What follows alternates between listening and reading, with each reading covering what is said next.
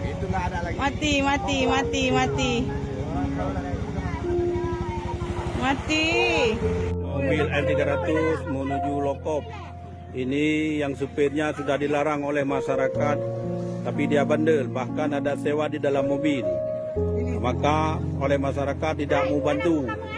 Tadi hampir tenggelam terapung. Dah lanjut. Hai, Ibit. Ini mobilnya. Di desa Berandang, berbatasan Berandang dengan Klik, Kecamatan Rengkau Perlak. Maka kepada mobil-mobil sementara ini jangan melintasi. Apabila melintas masyarakat tidak mau bantu.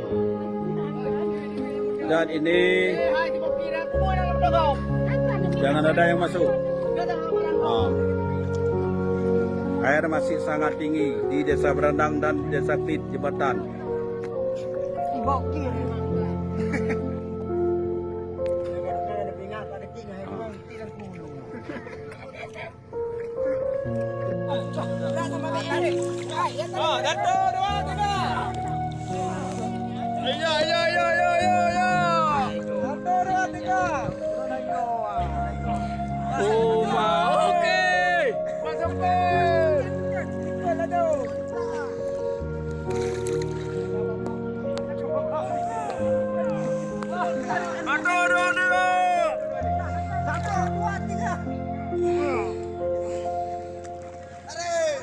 Tarik.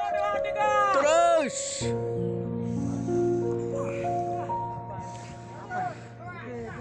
Satu.